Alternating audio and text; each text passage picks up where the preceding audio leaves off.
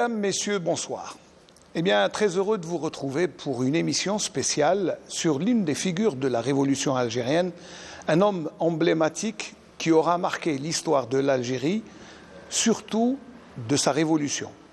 Entouré de secrets, emblématique figure des renseignements algériens, Abdelhafid Bossof aura marqué les étapes de la révolution algérienne du début jusqu'à la fin. Très jeune, natif de Mila, il quittera Mila pour embrasser la cause algérienne. Mais cela, nous allons le découvrir tout au long de cette émission consacrée au fondateur des renseignements algériens. Pour nous accompagner dans cette soirée, d'abord une figure de la ville de Mila, M. Abdelmalek Boulmarqa, viendra témoigner. Il fut, le 5 juillet 62, il fut l'un des premiers à porter le drapeau sur la mairie de Mila. Il nous parlera de sa découverte de cet homme qui reste une des figures de la révolution, Abdelhafid Bossof. Également, M. Bellossif Abdelhamid, qui est un cadre à la retraite et qui est amoureux de Mila, mais aussi qui est passionné par l'histoire. Et il viendra témoigner de tout ce qui aura entouré l'histoire de Bossof. Ensuite, puisque l'histoire est là, l'histoire doit être écrite, filmée. Abdelbaki Slaï a produit un documentaire sur cet homme. Ça doit être difficile puisqu'il n'a laissé aucune mémoire, mais il existe un documentaire qu'il aura filmé pour essayer de faire connaître cet homme. Alors avant de débuter, de commencer le débat, on va d'abord planter le décor avec ce portrait. Abdelhafid Bossof, dit Simbrock, né le 17 août 1926 à Mila, où il a fait ses études primaires avant de rejoindre Constantine. Il a rejoint les rangs du Parti du peuple algérien PPA, côtoyant les grandes figures de la révolution, à l'image de Rabih Bitat, Khadr Ben Taubel, Mohamed Boudiaf et l'Arbi Ben Mehdi, avec lesquels il adhère à l'organisation spéciale, l'OS. Ensuite au comité révolutionnaire d'unité et d'action. Et enfin, il a assisté à la réunion historique des 22 qui déclenchera la révolution de novembre 1954.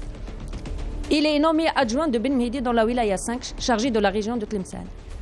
Il devient membre du Conseil national de la Révolution après le congrès de la Sommam, puis il est promu colonel et chef de la Wilaya 5 en remplacement de l'Arbi Ben Mehdi. Simbrock est le précurseur du réseau de transmission et de renseignement à l'ouest du pays, ensuite dans le reste des wilayas. En 1958, il est nommé ministre de l'Armement et des Liaisons générales et des Communications, MALG, dans le gouvernement provisoire de la République algérienne, le GPARA. Pour avoir formé les premiers cadres des services de renseignement algériens, Simbrock aura le mérite de mettre en place une organisation sans faille, lui valant le surnom de l'homme de la virgule. À l'indépendance, il se retire de la scène politique jusqu'à son décès le 31 décembre 1980. Acteur prépondérant dans toutes les étapes de la révolution algérienne, Simbrock reste une figure emblématique mais néanmoins énigmatique.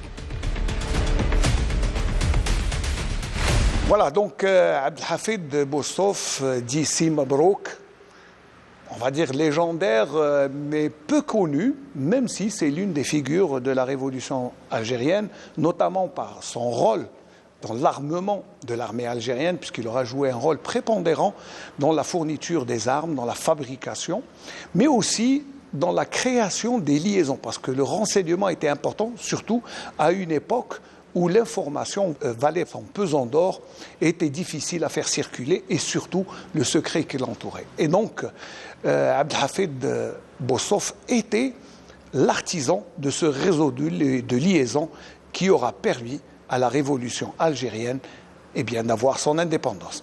Et je pense que tout au long de cette émission, on va essayer de découvrir la personnalité de Abdelhafid Bossof dit Simbrock.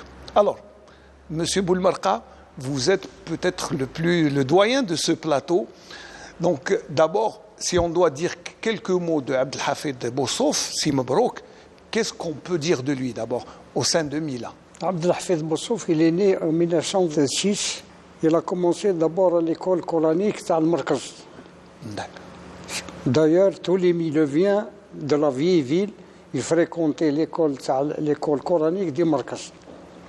Puis, il a fréquenté l'école primaire française de la vieille ville.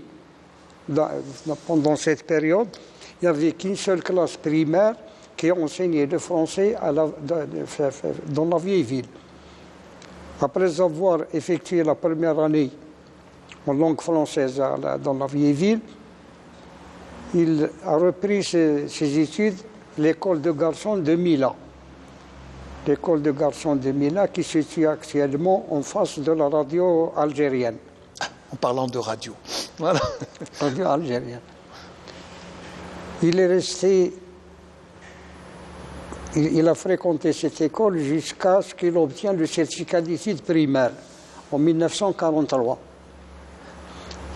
Entre-temps, Abdelhafid se distinguait parmi ses camarades. Il était très curieux. Il voulait tout savoir. Il voulait tout savoir. Rien ne peut l'empêcher de ne pas connaître le composant de la chose. Jusqu'en 1943, lorsqu'il avait obtenu son certificat d'études, il a commencé à fréquenter le PPA dans le temps. Alors déjà très jeune, il a commencé à fréquenter le PPA. Et ce qui l'a marqué, c'est surtout les événements du 8 mai 1945. Pendant les événements du 8 mai 1945, avec le shahid Bourdoul Slimane, ils ont déchiré le drapeau français. Et de là, Abdelhafid s'est fait remarquer par le gendarme Bordas. Et Abdelhafid, qui est natif d'une famille modeste, très modeste même, il essayait par tous les moyens d'aider son père. Son père, il avait dans le temps 3 frères et 2 ou 3 soeurs. Malgré ça, Bordas le harcelait constamment. Alors Abdelhafid, il vendait les journaux, il bricolait, comme tous les jeunes. Il essayait de gagner sa vie au quotidien, chose qui était très difficile à l'époque. C'est difficile, que ce soit pour un jeune ou pour un adulte, c'est difficile de gagner sa vie. Alors Abdelhafid, avec le harcèlement de Bordas, il quitta Milan pour aller s'installer à Constantine, où il devient ouvrier chez un Français qui faisait le dégraissage dans la rue de Aouin Selfoul, l'avenue d'Yvon Haute actuellement. Alors, il faut dire que Constantine, c'est une grande étape dans la vie de Bossov. En quittant Milan, il avait fréquenté à l'époque les anciens du MTLD, du PPA. Du PPA dans le temps. Entre autres, il y avait Bossov, il y avait Bentobal, il y avait Giroud Youssef, il y avait Belrjem, il y avait Lil Ouati, il y avait facilement une vingtaine ou une trentaine de militants de Milan. Et en se rendant à Constantine, il a fréquenté de nouveau, puisqu'il vivait dans le milieu. C'était c'était un milieu du mouvement national. C'est un milieu de nationalistes. Et surtout là où il a commencé à travailler, comme on appelait dans le temps, le route Bienvenue. Et les habitants de Milan, lorsqu'ils se rendaient à Constantine, le point de chute, c'est route Bienvenue. Actuellement, l'avenue Kitouni. L'avenue Kitouni. Et là, c'est Abdelhafid, il a rencontré Bétat, il a rencontré Béchi, il a rencontré Bodiev, il a rencontré pas mal de militants. Et là, il s'est reformé avec d'autres idées, d'autres militants, et il est resté à Constantine jusqu'à 1952. Exactement. Lorsque le parti a été découvert à Tbessa et que Abdelhafid avec Béchi, il pensait être recherché. Par contre, c'est Abdallah Ben Tobal, Giroud Youssef, Bétat, ils étaient recherchés et ils se sont réfugiés à Amala, près de Grarem, chez Bousmina. Mais leur alimentation, le parti ne pouvait pas les alimenter. Le parti, pendant cette période, avec l'arrestation de tous les militants, il n'avait pas les moyens financiers pour subvenir aux besoins de ces militants recherchés. Par contre, ces militants, ils étaient alimentés par les militants de Mila. Abd al-Hafid, avec Hebbachi et Bitat, ils se sont rendus chez Ben Tabbal, croyant qu'ils sont recherchés par la police française. Ils sont restés quelque temps, mais après ils se sont rendus compte qu'ils ne sont pas recherchés et par ne pas subvenir à leurs besoins, ils se sont retournés à Constantine. Là, Abd al-Hafid commençait, il restait à activer, que ce soit à Constantine ou même à Mila. Il faisait des réunions avec les militants de Constantine et les militants de Mila à Mila. Dans le temps, donc il faisait incessamment le va-et-vient entre Mila et Constantine. Et la première, les réunions des militants dans le temps, il n'y avait pas de siège. Ils se réunissaient dans les jardins. Dans les jardins, un peu partout. Dans les jardins, et surtout, en plein air. Dans le secret. C'est surtout dans le secret. Dans le secret absolu. Mais des fois, ils se réunissent chez Ben Defous, c'était un ancien militant, tailleur de profession. D'ailleurs, il est tombé shahid pendant la Révolution. Chez moi, il y a encore chez Kharaz Zoubir. Kharaz Zoubir, un ancien militant, ils se réunissent dans son local. Mais la plupart du temps, ils se réunissaient dans les jardins de Mila, et secrètement. Mais l'ambiance à Mila, l'ambiance militante, malgré qu'ils pensaient travailler en secret, mais toute la population musulmane, algérienne, ils les connaissaient. Excellent. Hada ou Pépia. Malgré qu'ils ont pris encore ça, les amis du manifeste, mais ils continuent toujours à être appelés de Pépia.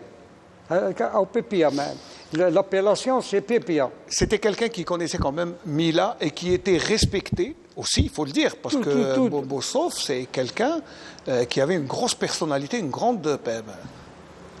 Dans le temps, Bossov, ce n'est pas le Bossov riche.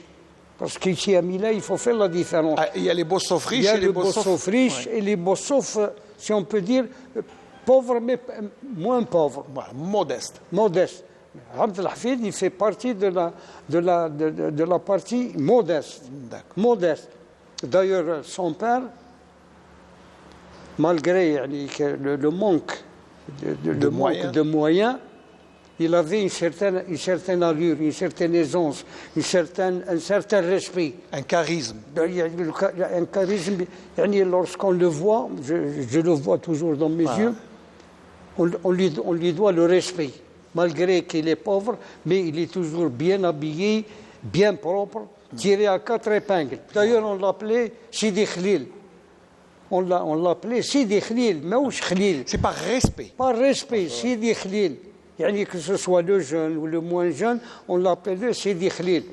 Alors je disais que Abd al-Hafid, il est resté à Constantine, puis il a été affecté comme inspecteur, comme contrôleur à Skikda pendant 2 ou 3 ans. 2 ou 3 ans de ça.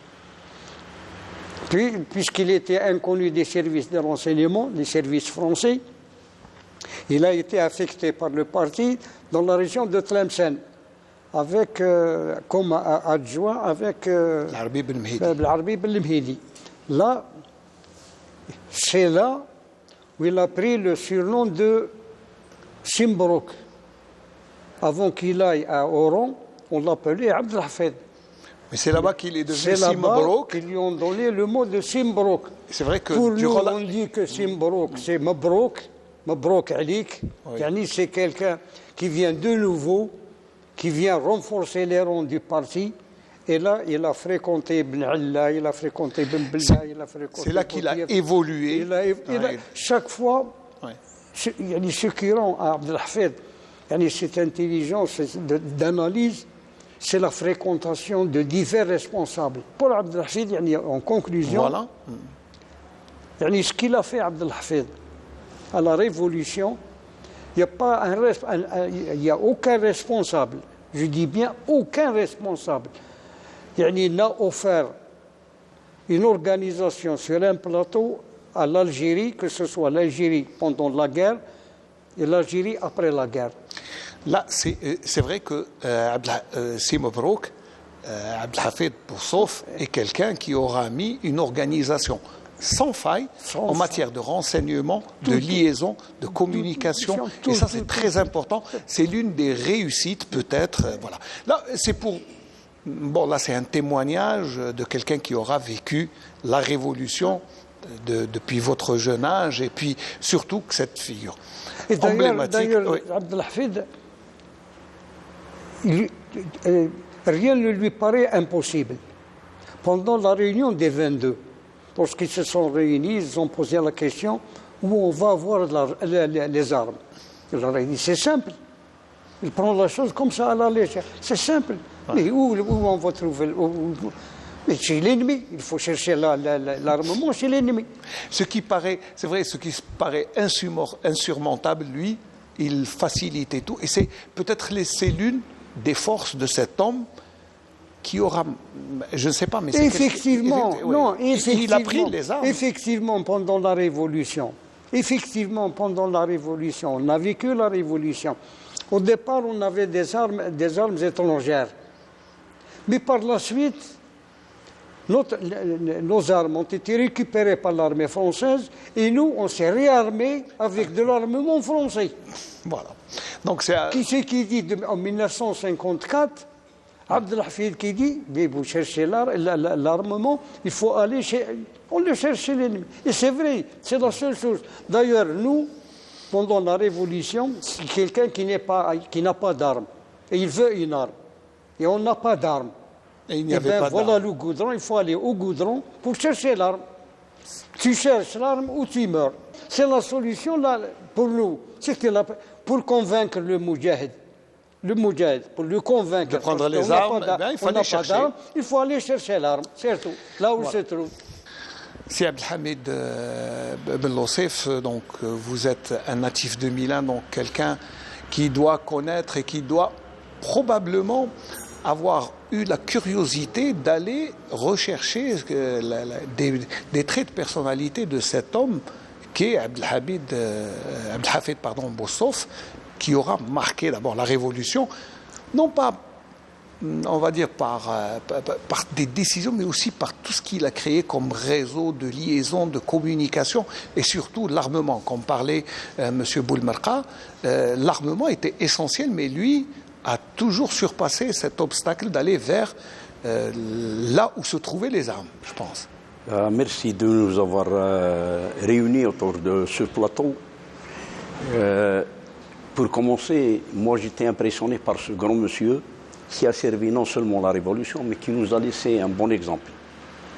Lequel Abdelhafid Boussouf, c'est une personnalité énigmatique. Seulement, c'est le bonhomme qui a su comment garder, c'est-à-dire le secret, comment il a su avancer, comment il a su, c'est-à-dire interpréter ce que les autres disent. Lui, il ne parle pas assez. D'après mes recherches avec les anciens moudjahids, ceux qui l'ont connu, ceux qui l'ont côtoyé, ils disent que Abdelhafid Boussouf ne parle pas assez. Mais quand il commence à travailler, il travaille durement. Il est efficace. Seulement, quand il a un projet, il finalise ce projet, et d'une manière positive, il a toujours réussi.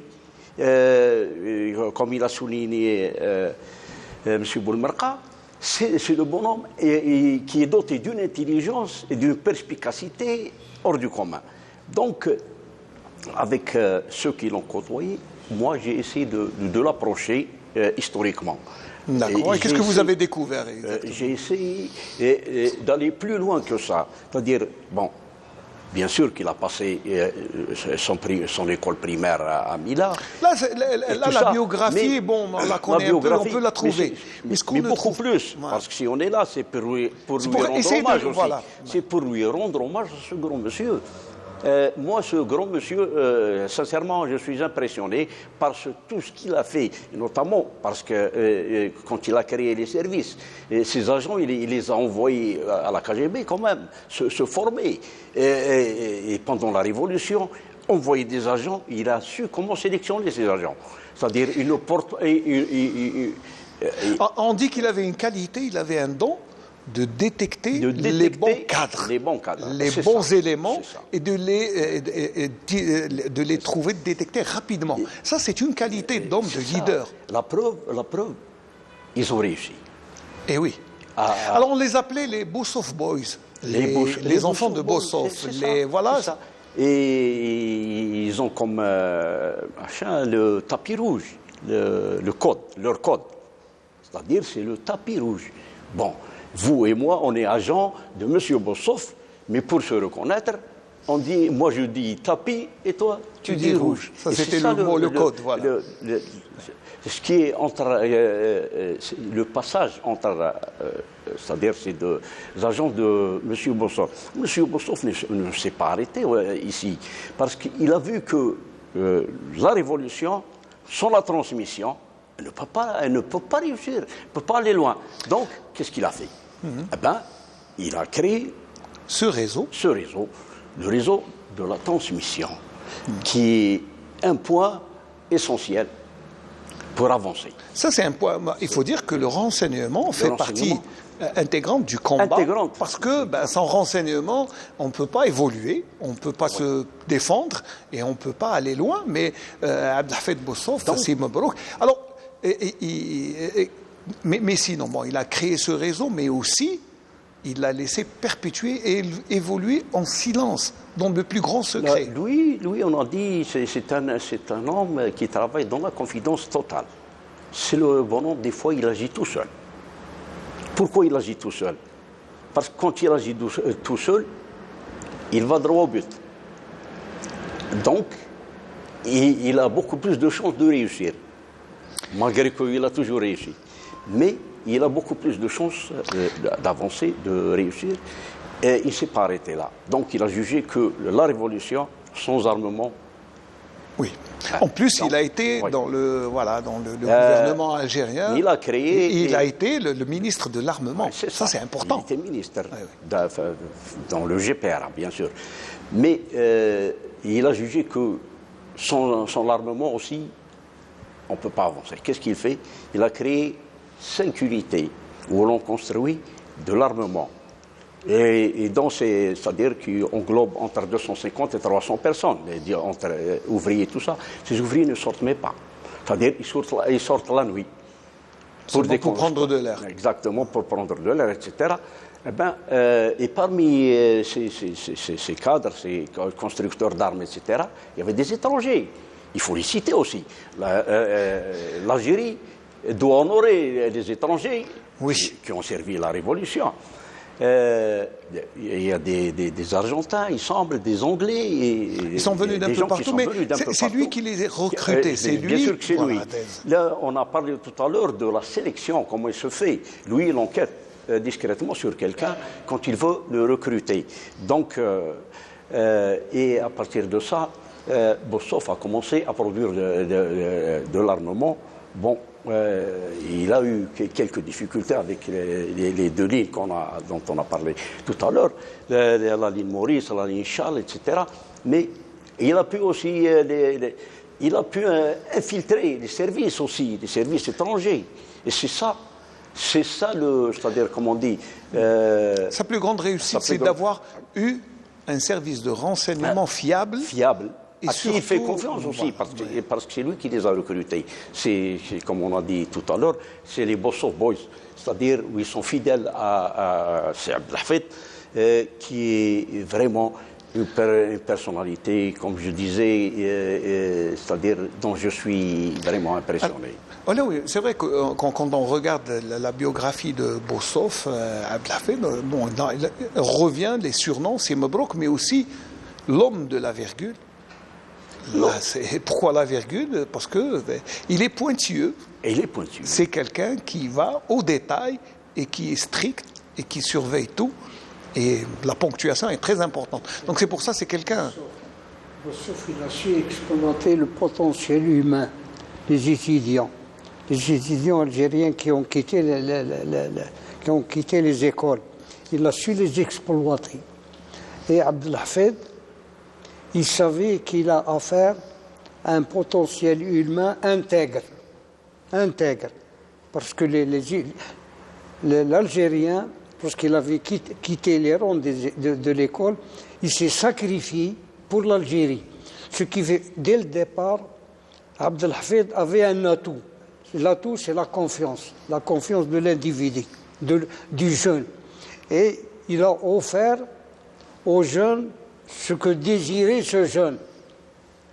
Le jeune, lorsqu'il avait quitté les rangs de les jeunes, l'école, c'est un souci d'émancipation, de liberté. C'est la liberté, c'est la guerre, c'est l'Algérie indépendante, c'est l'Algérie algérienne. Il a su exploiter cette soif et cette envie. Parce que d'abord, la première des choses, pour former un homme, il faut que cet homme ait confiance en lui-même. Et oui, bien sûr. Et le responsable, Abdelhafid, a su exploiter. Ou Abdelhafid, il écoutait les gens. Ce n'est pas le type qui s'imposait par la parole. Non. Il écoutait les gens, il écoutait les gens ce qu'ils disaient. Et de là, il faisait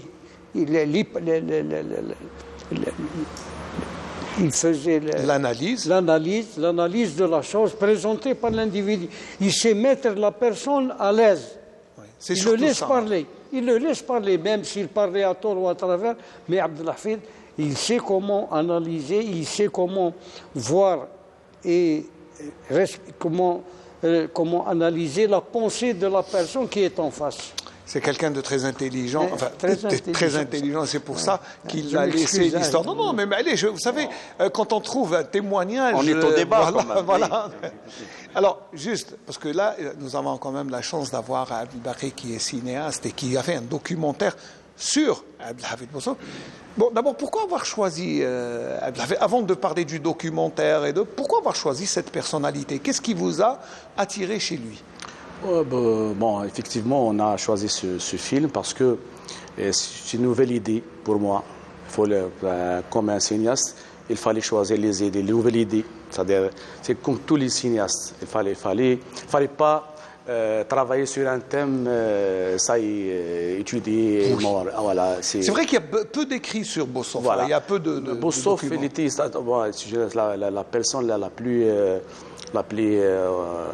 critique, c'est-à-dire dans le temps. C'est vrai parce qu'il n'y a pas beaucoup de documents d'abord, il n'y a pas beaucoup de renseignements. Même les cinéastes, ils ont... Tobbal, lorsqu'il avait écrit ses mémoires, c'est à cause du décès de Boussouf. Lorsque Boussouf est décédé, j'étais présent. On a perdu un pan de l'histoire. C'est vrai. Donc, ce qu'il avait, Abdelhafid, a disparu. Oui. Et là, c'est sur place qu'il a décidé d'écrire ses mémoires. Oui. Là, c'est un beau témoignage. Mais si on commence par le cinéma, c'est-à-dire ou bien la télévision, cette œuvre, c'est-à-dire on l'a fait en 2012. Ce film était fait sûrement dans des conditions difficiles, le financement, l'archive, le témoignage, le traitement, c'est-à-dire comment faire ce traitement, comment aborder, comment approcher. Moi, je voulais savoir pourquoi avoir choisi cet homme et pas d'autres. Il y avait plusieurs. Pourquoi lui? Je te dis parce que c'est une nouvelle idée pour moi. Lorsqu'on fait un film sur Boussouf, tout le monde va voir ce film. C'est ça. Et moi, j'ai toujours choisi les films par l'idée. C'est-à-dire une idée et aussi la personnalité. Rare, une idée rare. Parce que c'est vrai, ce que vous dites, c'est vrai, c'est vrai, parler de Boussouf ou faire un documentaire, ça attire les gens. Malgré le fait que la rue, maintenant, connaît peu de choses sur Abdelhafid Boussouf. Écoutons ces témoignages, regardons ce que le simple citoyen pense encore aujourd'hui d'Abdelhafid Boussouf. نعتبروه مفخرة مفخرة نون سولمون للجزائر ولكن للميلا برك ولكن الجزائر ككل. مفخرة له لكان خاطر انتم كما تعرفوا عبد الحفيظ بوصوف كان من الرجال الاوائل الرموز نتاع الثوره الجزائريه وثوره التحرير، ونعرفوا حكايته مع صناعه المخابرات وصناعه الرجال وجلب السلاح من الخارج. إذن هذه الشخصية الفذة لعبت دورا كبيرا في دعم الثورة الجزائرية بالسلاح وتعقب استعلامات العدو الفرنسي وجلب الأسلحة من الخارج والاتصالات مع كافة الأطراف التي ساعدت الثورة الجزائرية عسكريا واستخباراتيا. إذن هذه الشخصية اللي قلت راهي كان يلعب دور كبير في مد الثورة التحريرية وربما تأسيس جهاز المخابرات الجزائرية خلال الثورة، واللي لعب دور كبير في الاتصال الخارجي وتسليح ثورة التحرير المباركة. وخاصة ونحن يعني نحتفي بالذكرى 67 لإنشاء الإذاعة السرية صوت الجزائر المكافحة، وهو أحد مؤسسيها رفقة زوغار ابن ولاية ميلا البطل الفذ. له الكثير لا يمكن حصرها في هذه الدقائق المعدودات، ولكن يمكننا القول أنه من أبناء الجزائر البررة الذين نتمنى ونرجو أن نكون ونقدم ولو القليل ممن قدموا لجزائرنا الجديدة بحول الله. طبعا عبد الحفيظ بوصوف رجل من رجالة الجزائر، عبقري الثورة التحريرية المباركة، ابن ولاية ميلا، يسمى بأب المخابرات الجزائرية أيضا. لابد اليوم نحن كمواطنين وكجيل جديد أن نقتدي بمثل هؤلاء الرجالات في مسيرة مواصلة مسيرة البناء والتشييد. عبد الحفيظ بوصوف أحد الشخصيات الوطنية الثورية المعروفة الذي كان له تاريخ مجيد، وكان أحد أبرز من صنعوا الثورة الجزائرية. معروف كشخصية كتومة، شخصية غامضة جدا، ربما كان يعرف بالصندوق الأسود للثورة الجزائرية. قدم الكثير للثورة الجزائرية، خاصة وأنه يعرف بأبو المخابرات الجزائرية. صانع هذا الجهاز المخابراتي، عرف بمساهمته الكثيرة في جلب السلاح خاصة من الخارج. عرف بعبقريته، بذكائه، بدهائه السياسي. كان أحد الذين أيضا ساهموا بأفكارهم، بحيلهم، بدهائهم في إنجاح الثورة الجزائرية، وحتى ربما ساهم في توصيل أو تبليغ الصوت الجزائري إلى الخارج.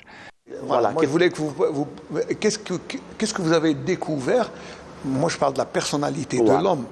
Non pas des faits, parce qu'après, à la fin de l'émission, on regardera un morceau de votre film documentaire. Oui. Mais qu'est-ce que vous avez découvert sur l'homme? L'homme, c'est un homme vraiment un homme très sensible, un homme élégant.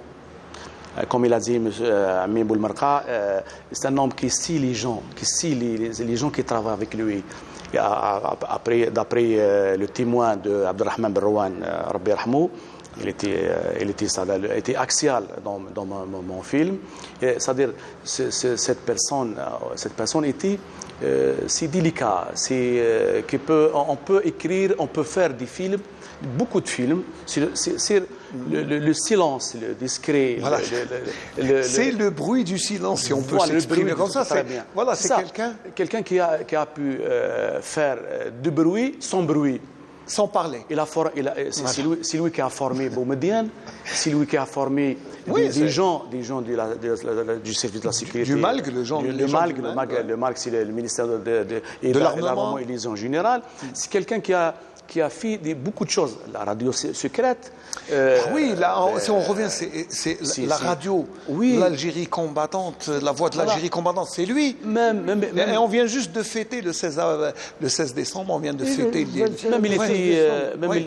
Même Bossoff, c'est un visionnaire. Il a écrit, c'est-à-dire le cinéma a débuté avec M. Bossoff en 1947 jusqu'à 1949. C'est pas avec Chandralé et Gauthier, parce que la propagande a commencé commencé avec Bossof et Ben Ramdan. C'est-à-dire lorsqu'on veut savoir, c'est-à-dire le secret de cette personnalité, de cette personne, on trouve que c'est énorme. C'est une grande personnalité dont on n'a pas encore fait part de toutes les facettes de son profil. Oui, c'est ça. Cet homme est... Mais il y a une remarque à faire aussi. Ce qui a fait son oubli, si j'ose dire, par la plupart de nos jeunes actuels, c'est beaucoup plus, je peux dire que c'est ça, c'est parce qu'il était très secret. C'est la cause essentielle de son oubli. Bah oui, il est mystérieux, c'est un homme mystérieux. Mystérieux, c'est ça. S'il avait laissé quelque chose d'écrit, s'il a osé au moins écrire, s'il s'est confié, même à une radio quelconque. Bon, il n'a rien laissé. Non. Nous n'avons, je crois, aucune interview, aucun témoignage, aucun... Si, à RTL, j'ai vu ça. Mais, c'est-à-dire, bon, on a pu accéder une fois et puis c'est parti. Mais elle n'a même pas 2 minutes. C'est rien. C'est rien par rapport à son élégance, comme il a dit mon frère. Et son tenue, son caractère et tout ça. Le bonhomme, il mérite d'être même étudié psychanalytiquement. Qu'est-ce qu'il est, ce bonhomme? Parce que la révolution... C'est surtout l'influence qu'il a eue sur les cadres. Justement. Parce que là, il est important de revenir, parce que le Malk, c'est lui. Oui, c'est lui. C'est le fondateur des services de renseignement algériens. C'est pour ça que peut-être, vous savez, les services de renseignement, c'est toujours dans le secret, c'est le mystère, on n'en parle pas beaucoup, c'est aussi pour se prémunir, c'est le secret dans la liaison, dans le recueil et dans des renseignements, des informations. Donc c'est pour ça peut-être que... Oui, il mérite même d'être nommé Monsieur Secret, parce qu'il a détenu tous les secrets de la Révolution. D'ailleurs, après la Révolution, pendant l'indépendance, il s'est retiré de la scène politique. C'est ça. Et lorsqu'il avait un renseignement qui concerne l'Algérie, automatiquement, il le remettait au service de renseignement. Mais d'une façon discrète. Il est resté au service de son pays jusqu'à sa mort. Il est resté au service de son pays jusqu'à sa mort, jusqu'au 31 décembre 1980. C'est Abdelhafid. C'est un personnage énigmatique. Il faut pas. Il a les secrets. C'est un gouffre. Oui. C'est un gouffre de secrets. Voilà. Personne ne peut se rendre compte de ce qu'il a comme secret. Où il a caché ses secrets. D'ailleurs, même, c'est des anecdotes. Lorsqu'il avait un bureau à Tunis, le bureau était sur une estrade. Parce qu'il était brouillon, c'est Abdelhafid. Il était brouillon dans sa méthode. La paperasse, il l'a jeté un peu partout. Oh, c'est peut-être pour cacher aussi, attention. C'est une manière de ne pas divulguer, oui. Alors, pour ceux qui viennent, le bureau, il est très élevé. Ouais. Le visiteur, il ne peut pas voir ce qu'il y a sur le bureau. C'était toujours une manière de... Oui, bien sûr. Oui. Est-ce qu'exprès, il devait... Sûrement. C'est le personnage énigmatique, on ne peut pas le croire. Le plus proche c'est Ben Tabbal, le plus proche de Bosso, c'est Ben Tabbal. Et Ben Tabbal n'est pas arrivé à situer l'intelligence et le secret de Bosso. Il n'a pas pu le transpercer. Mais malgré qu'ils étaient de la même ville, qu'ils avaient fréquenté... c'est les compagnons de toute une vie, d'un combat...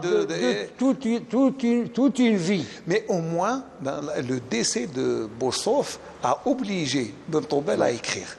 À écrire, à faire ses mémoires. Alors que dire... Mais vous savez aussi, en tant qu'homme des renseignements, je pense que son statut ne lui permettait pas d'écrire ses mémoires et de dire ce qu'il faisait, peut-être. Il n'a pas, parce que...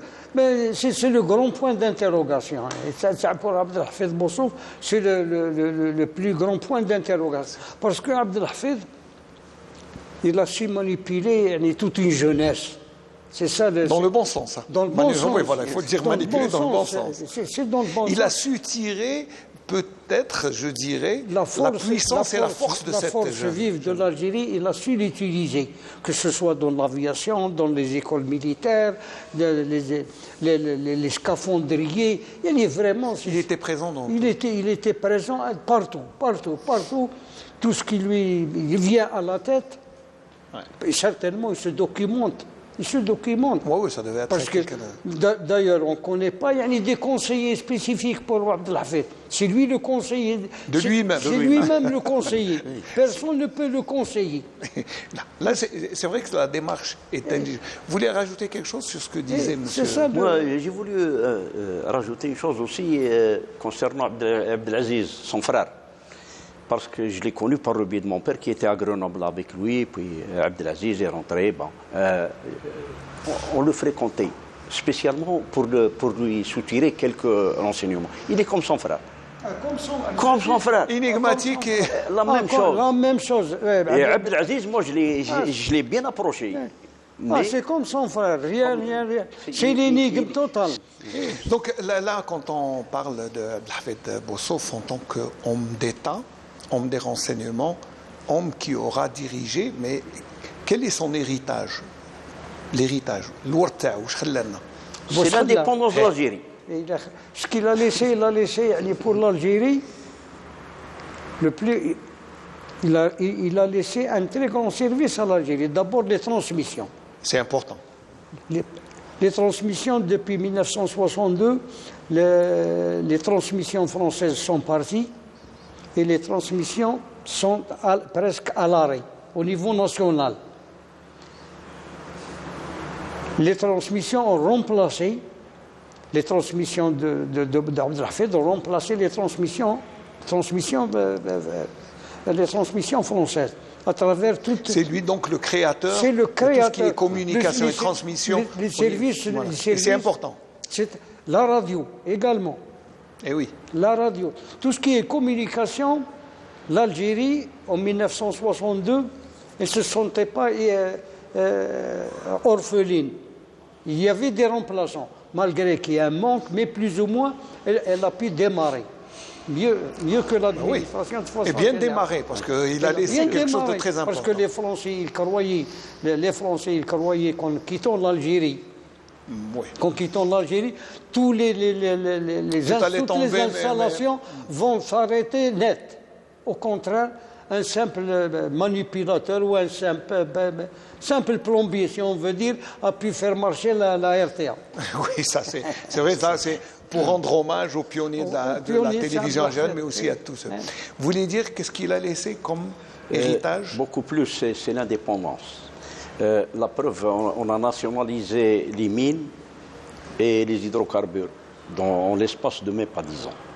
Donc ça veut dire que... Et ça, grâce à un réseau extraordinaire. Justement. Pour lui, une fois 62, une fois l'indépendance a été acquise, il s'est retiré complètement, mais tout en restant au service, bien sûr, comme il a souligné. Dans l'ombre. Bien sûr. Mais pas au devant, c'est quelqu'un qui a été toujours dans l'ombre, comme il a su le faire tout. C'est ça. Alors là, l'importance d'écrire l'histoire à travers les films documentaires, donc on revient un peu sur votre film documentaire. Sur quoi vous vous êtes basé pour faire votre film? Parce qu'il y a très peu de renseignements sur Bossof. Oui, on a beaucoup plus sur, c'est-à-dire on a la direction du Moujahidine, c'est-à-dire on a des témoignages, on a un seul livre, c'est-à-dire un petit livre, c'est-à-dire un mini-livre. Presque rien, une petite biographie. Pas voilà, et on a pu faire, c'est-à-dire les témoignages avec les témoins, c'est-à-dire l'association du Malk, qui est présidée par Dahoul Qabliya. J'ai travaillé avec ces gens-là. Ils ont donné beaucoup sur ce film, pour ce film. L'archive, c'est-à-dire l'archive, c'est pour la télévision, de la télévision algérienne. C'est-à-dire c'est un peu... Bon, on va dire que c'était maigre, mais vous avez quand même pu construire... Mais il a fait, c'est-à-dire 54 minutes. On a fait 50 oui, quand même. Alors, un film documentaire sur un homme historique, C'est une façon d'écrire l'histoire aussi. Bien sûr. Maintenant, on est là pour faire, c'est-à-dire la caméra, c'est pour conserver, c'est-à-dire la mémoire collective et la mémoire nationale. On est là. Ce film, c'est pour ce thème. Moi, j'ai fait ce film en 2012, c'est-à-dire ça fait quoi? C'est 11 ans. J'ai fait après ce film, Bantabal, c'est le même parcours. Ces deux, quand même, oui. C'est à peu près. Donc le problème dans ce genre de film, c'est quoi? C'est le traitement. Comment traiter ce film? Quel témoignage à avoir? Quelle archive à avoir? Il faut être prudent. Parce que c'est une personnalité qui est sensible et critique. Ouais. C'est-à-dire, il y a des gens qui ont peur de... On sent que ça vous a marqué, que vous avez marqué. Oui, vous avez été marqué par ces deux personnes. Oui, justement. Même Bossof, j'ai fait ça, c'est une biographie, elle reste à élargir les idées. Mais il faut aller vite. Parce qu'il n'y a pas de témoignage, il n'y a pas... les témoins sont en train de partir et malheureusement... Ce film, ils ont disparu.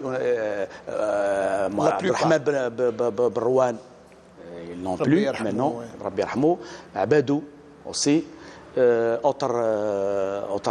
C'est-à-dire, avec le temps, on perd les témoignages. C'est-à-dire, il faut automatiquement, forcément, il faut aller faire la fiction. La fiction, c'est l'imagination, c'est le virtuel. C'est pas comme un documentaire, c'est le témoignage, c'est strict, c'est la vérité. C'est-à-dire, on filme la vérité. Il n'y a pas de virtualité. C'est ça. Donc, le film de Bossof. Plus ou moins, il a pu récupérer l'irrécupérable. Voilà. Parce que si avait encore ces années, ça attendait, on a filmé, rien. On a témoigné M. Benahouda. Maintenant, ils n'ont plus. Donc, c'est ça le problème d'un cinéaste. C'est surtout dans le domaine documentaire. C'est un domaine très, très difficile. Alors, vous avez attisé notre curiosité. On va regarder juste un petit passage de votre film documentaire. Puis après, nous allons terminer un peu ce petit voyage pour essayer de connaître Abdelhafid Bossof. بهذه البلدة العتيقة بولاية ميلا وفي هذا البيت المتواضع الشامخ شموخ الجبال الرواسي شهد التاريخ ولادة الرمز عبد الحفيظ بوصوف المدعو سي مبروك. Les qualités de Sy Mabrouk étaient extraordinaires. Il avait donc la clandestinité lui a appris également le sens du secret. Le secret est très important. La clandestinité lui a appris la séparation des services. Quand on a, c'est pas la peine d'aller dans un autre service quand on n'a rien à y faire. Vous voyez, les services même d'une même wilaya étaient séparés. Donc ça fait partie de la clandestinité. Et la troisième qualité de Sy Mabrouk, c'était comme je l'avais dit, sa psychologie. Il connaissait les hommes. Il savait évaluer les hommes d'une façon sûre et certaine. Et c'est pour ça qu'il a placé les hommes là où il faut.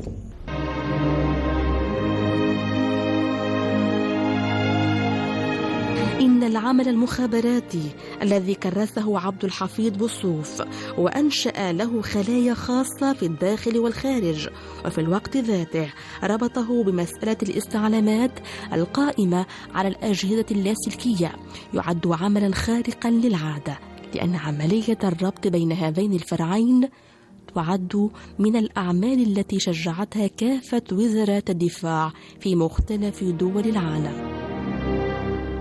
Voilà, donc nous étions avec ce film documentaire sur Abdelhafid Bossof, dit l'homme de la virgule, très pointilleux, mais aussi appelé Sy Mabrouk, c'est son surnom de guerre, comme tous les Moudjahids qui avaient pris un surnom pour ne pas se faire connaître, pour essayer de brouiller l'identité, parce que c'était déjà un premier acte pour se défendre dans les renseignements. donner un surnom pour ne pas dévoiler son identité. Voilà, donc c'était déjà peut-être une des directives de Bossoff. À l'époque, on ne sait pas, mais en tout cas, ils avaient pris d'un commun accord tous des surnoms pour se faire appeler, afin de ne pas se faire identifier. Donc on arrive un peu au terme de notre émission, mais si on devait garder quelque chose et peut-être la laisser aux générations, parce que là aussi, nous sommes en train d'écrire un petit bout d'histoire et d'essayer de laisser quelque chose aux générations futures sur cet homme emblématique qui aura réussi à ne pas se faire connaître, à rester dans l'ombre, mais à être efficace pour son pays.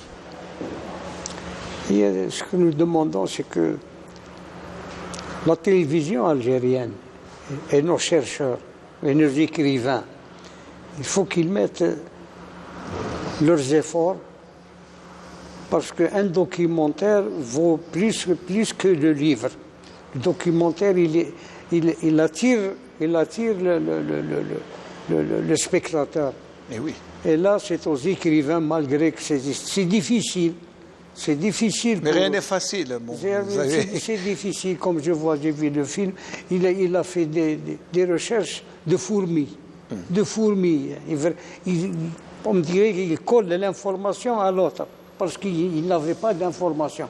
Il fallait faire trop de recherches pour pouvoir arriver plus ou moins à un but.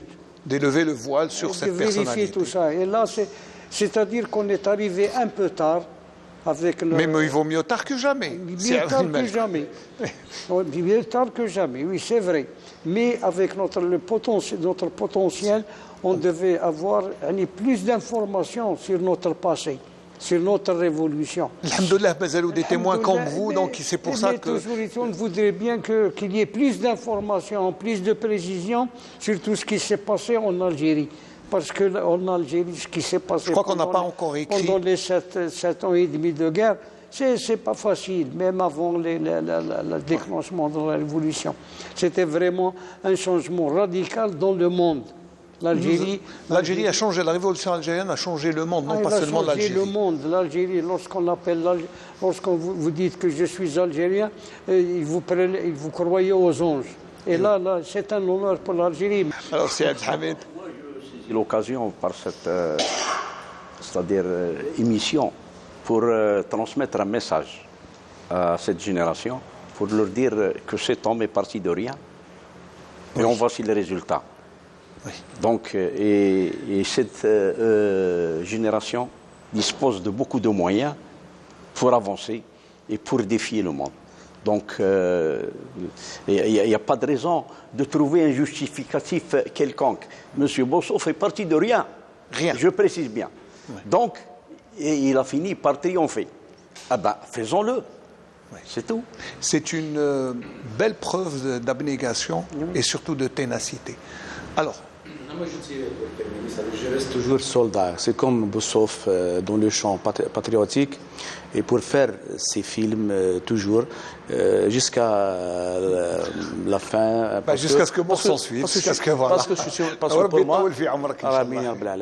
c'est une passion parfaite pour moi. Et on commence toujours de rien et on arrive à faire des choses gigantesques. Alors, je vous demande une chose avant de terminer, c'est un mot, parce que un mot chacun sur Bossoff. Un mot. Pas une phrase, un mot. Sur Abdelhafid Bossoff, Si Mabrouk, l'homme de la virgule. Perspicace. Monsieur Abdelbaki Sallaï, en un mot. En 3 mots. C'est la boîte noire de la révolution. Là, c'est presque une phrase. Allez. Voilà. C'est Abdelmalek Boulemarqa. C'est un homme énigmatique. Très bien.